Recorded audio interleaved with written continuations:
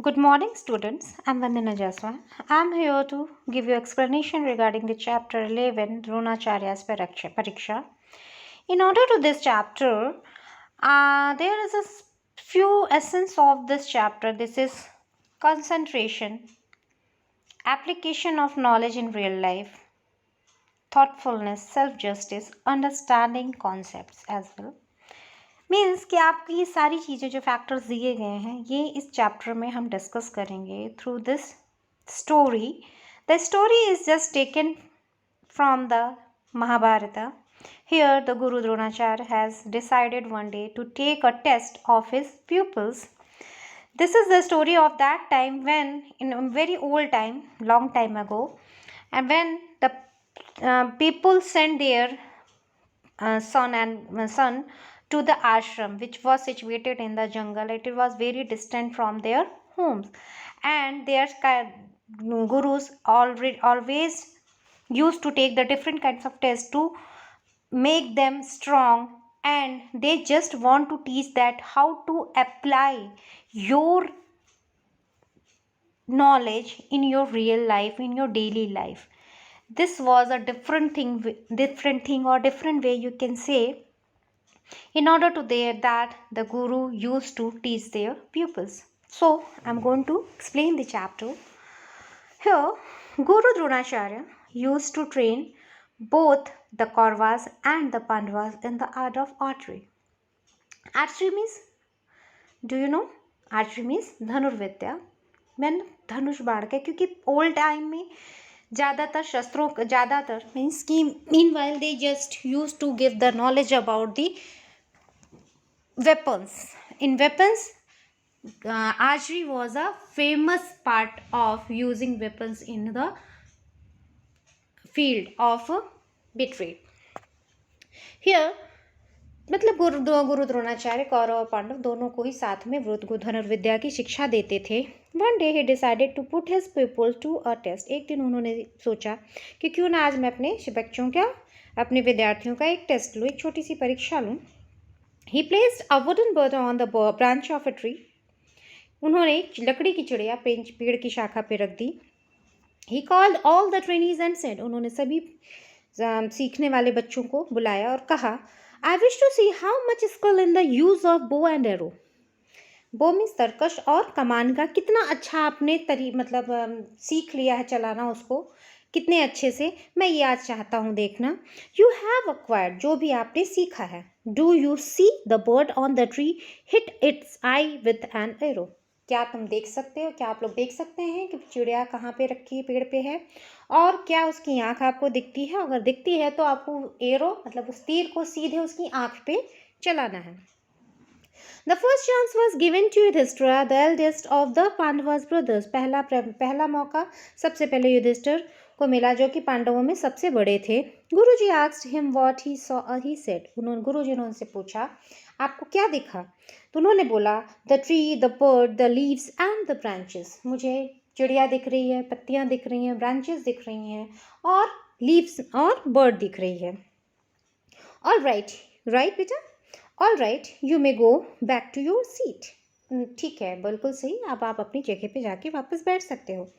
Bhima also in his tone said that he could see so many things around, as same as the answer which was given by the Yudhishthir.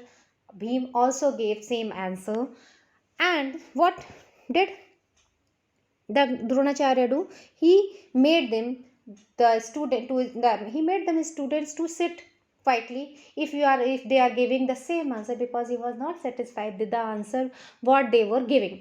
जो भी वो answer दे रहे थे उनसे बिल्कुल संतुष्ट नहीं थे द्रोणाचार्य, इसलिए वो जितने भी प्यूपल्स यानी जितने भी विद्यार्थियों से उन्होंने वो पूछा, सब ने सेम आंसर ऑलमोस्ट ऐसा ही कि उनको पेड़ पे कुछ न कुछ सबको अलग अलग चीज़ें दिख रही थी. तो उन्होंने सबको बिना तीर चलाए बैठने के लिए कह दिया. Kaurava brothers also gave almost a similar reply. यही तरह कौरव के भी सभी भाई थे, जो भी 100 लोग थे वो भाई ना, आपको पता होगा, यू नो अबाउट दिस. उन्होंने भी सेम आंसर दिया. Not satisfied with the answers, Dronacharya called Arjun and asked him the same question. बिल्कुल भी वो इस आंसर से उनके उत्तर जो भी विद्यार्थी उत्तर दे रहे थे वो बिल्कुल भी उससे संतुष्ट नहीं थे। फिर उन्होंने अर्जुन को बुलाया और कहा अर्जुन सेड उन्होंने अर्जुन को बुलाया और कहा कि वही सेम क्वेश्चन उनसे पूछा। तो अर्जुन ने कहा Arjun said that he saw only the bull's eye and nothing else. He shot his arrow and hit the target. लेकिन जब अर्जुन को बुलाया तो उन्होंने वो उत्तर नहीं दिया जो बाकियों ने दिया। उन्होंने कहा कि मुझे सिर्फ और सिर्फ चिड़िया की आंख दिख रही है, इसके अलावा मुझे कुछ भी नहीं दिख रहा है। इसलिए द्रोणाचार्य जी ने उनको मौका दिया तीर चलाने का और अर्जुन ने सीधे तीर चिड़िया की आंख में ही मारे। गुरुजी वॉज माइटी ग्लैड। माइटी मतलब यहाँ पे एडवर्ब है वेरी, मतलब बहुत। वैसे माइटी मीन्स होता है कि दैवीय, लेकिन यहाँ पे मतलब है एडवर्ब की तरह, तो बहुत। गुरुजी बहुत खुश हुए। The Kaurava brothers could not make out why none of them was given a chance to shoot. Kaurava भाइयों को लगा कि ऐसा क्या हुआ जो हमें नहीं इस तरह का मतलब मौका मिला एक भी तीर चलाने का। Duryodhana could not help putting the question. और दुर्योधन बिल्कुल भी अपने आप को रोक नहीं सका क्वेश्चन पूछने से या प्रश्न पूछने से। Dronacharya said your question is quite understandable. आपका प्रश्न काफ़ी हद तक समझने योग्य है। I put the same question to each one of you. हमने सेम क्वेश्चन, मैंने एक ही प्रश्न सभी लोगों से, आप सभी प्रत्येक लोगों से एक ही प्रश्न पूछा। But Arjun concentrated on the birds I alone. लेकिन केवल एक अर्जुन ऐसा था जो केवल चिड़िया की आंख पे केंद्रित था, जिसका ध्यान केवल चिड़िया की आंख पे केंद्रित था।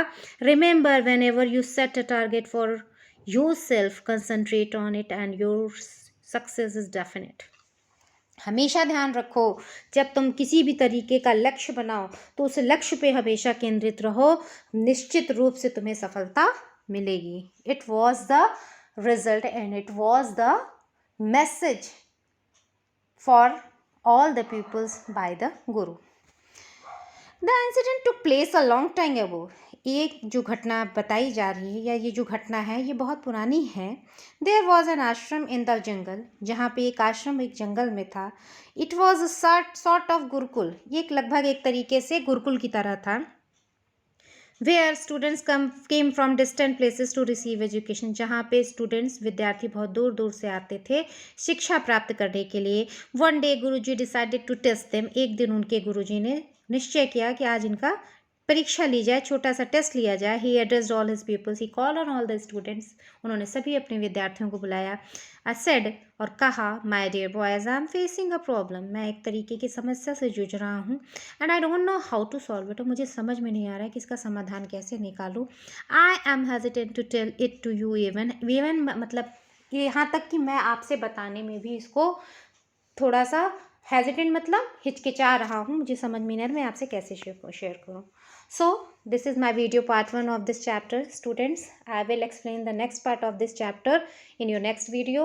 Till then, thank you.